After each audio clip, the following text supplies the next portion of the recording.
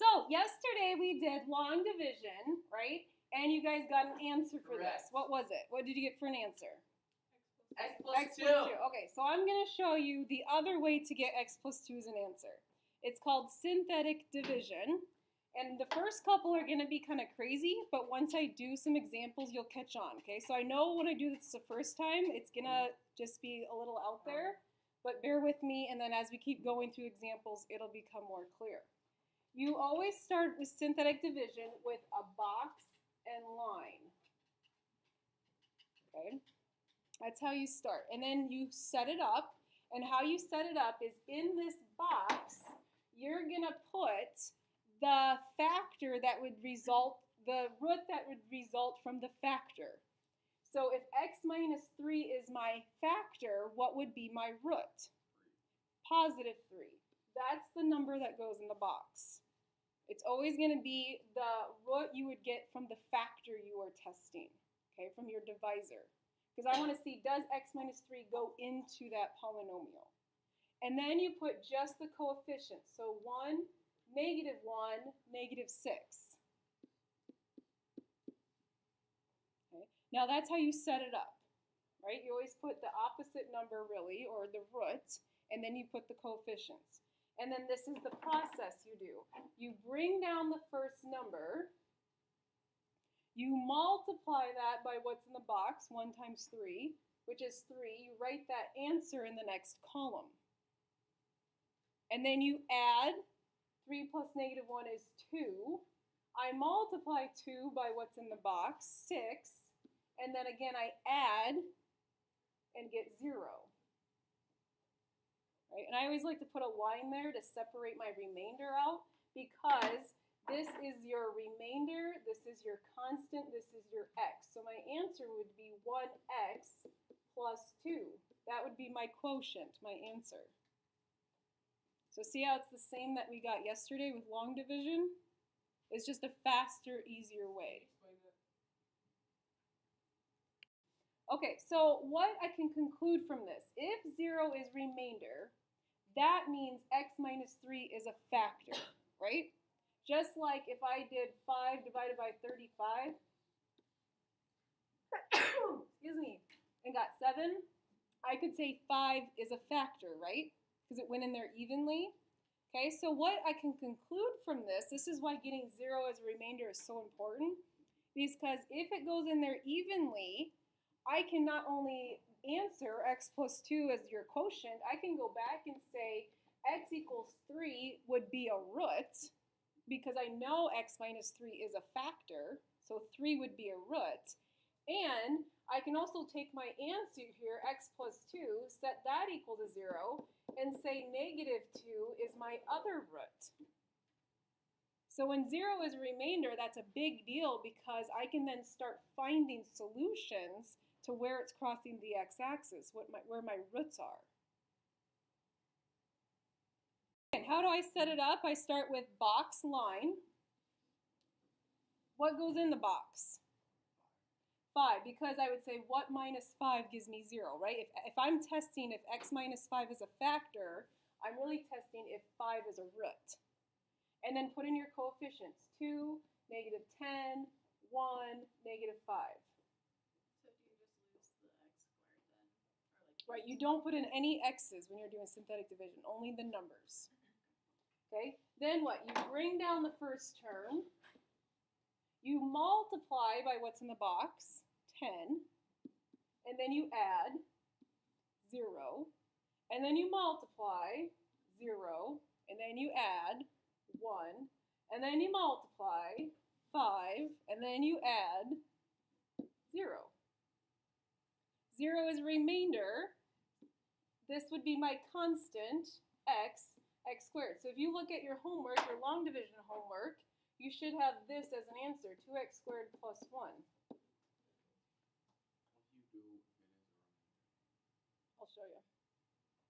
Okay, so what if 0 is a remainder? Again, I can now conclude some things. I can say, oh look, 5 is a root. Because I know x minus 5 is a factor. 0 is a remainder. So 5 is a root. Okay, but this is cubic polynomial, so how many roots do I need? 3. If I do synthetic division and it ends up being a quadratic, I can solve any quadratic, right? We spent a whole chapter on that. So 2x squared plus 1 equals 0. Subtract 1. Divide by 2. Square root both sides. Right, take out an I.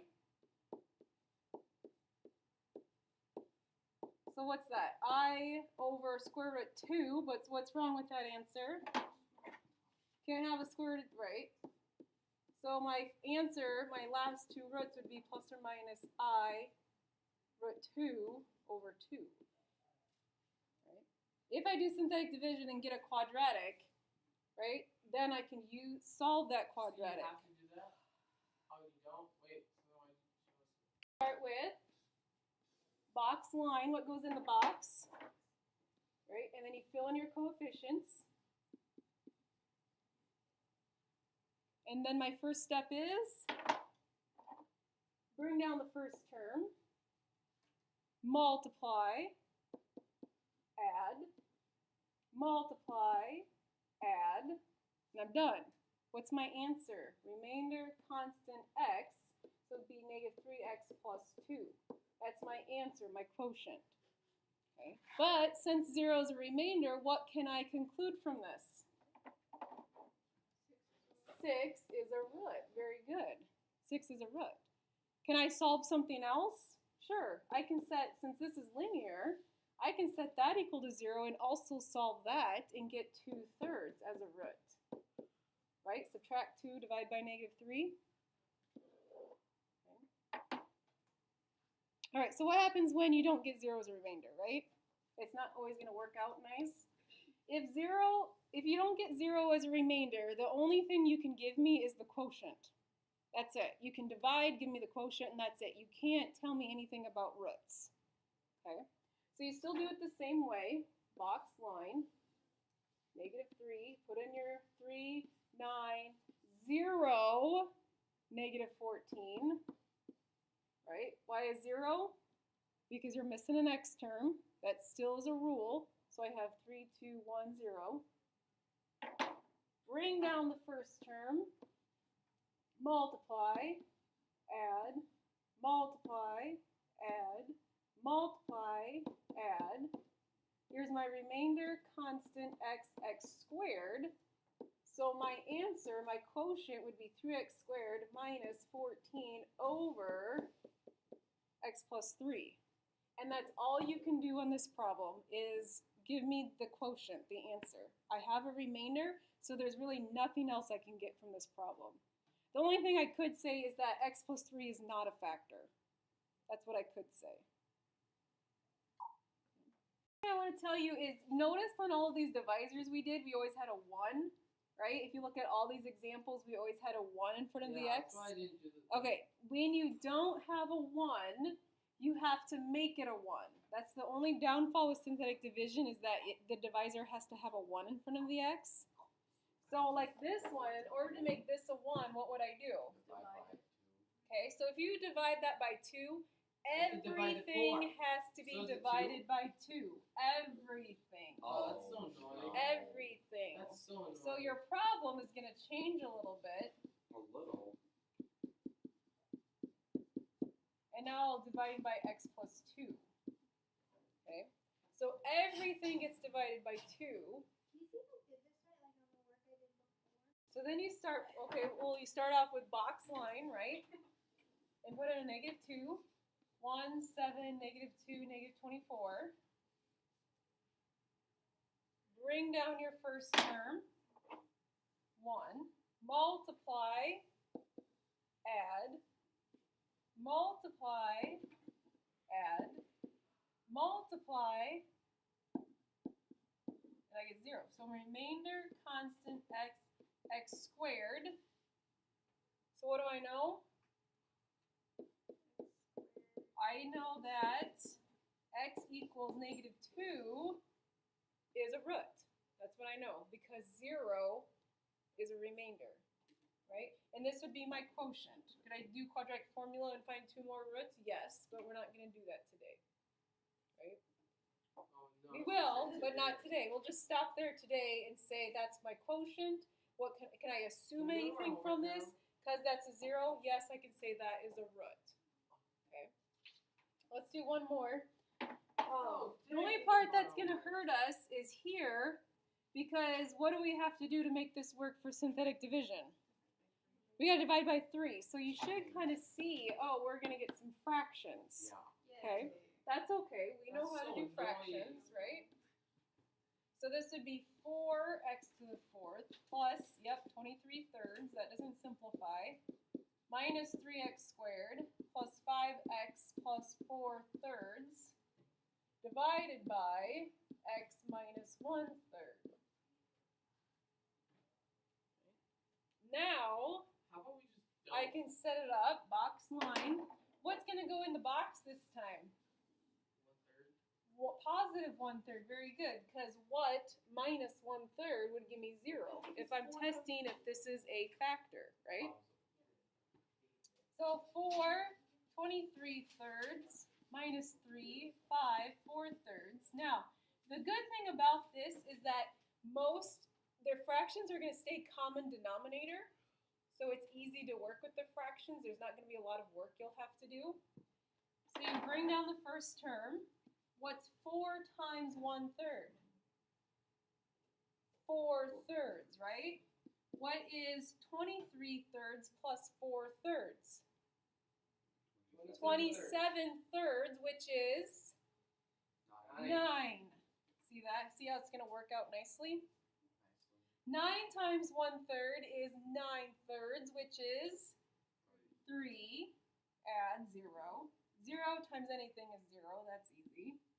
5.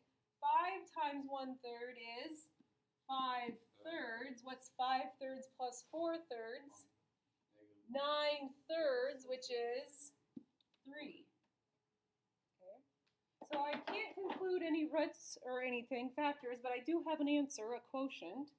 Remainder, constant, x squared, x cubed.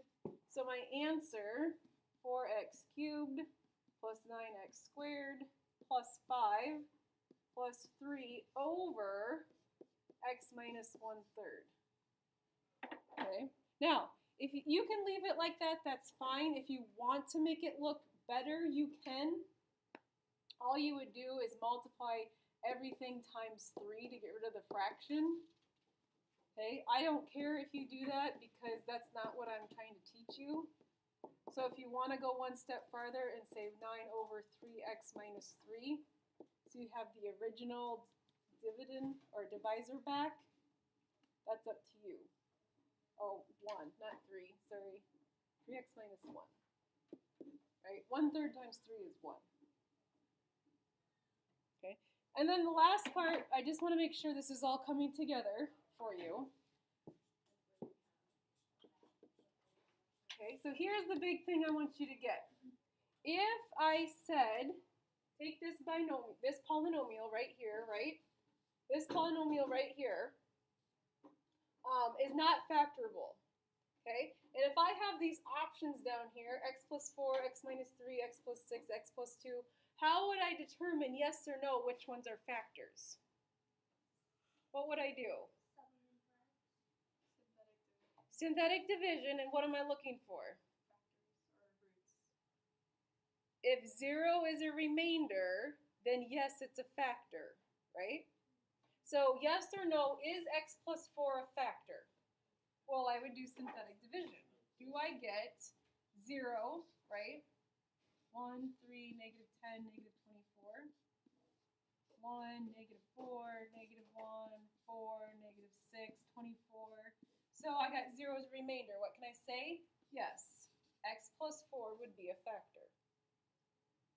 Okay, that's all I want you to kind of get out of this is if 0 is a remainder, that means that x plus 4 was a factor, which means negative 4 was a root, right? That was where it crossed the x-axis, a root, an x-intercept is 0.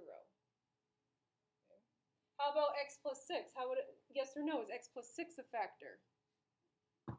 Right? Well, I would set up negative 6, same numbers, does it work?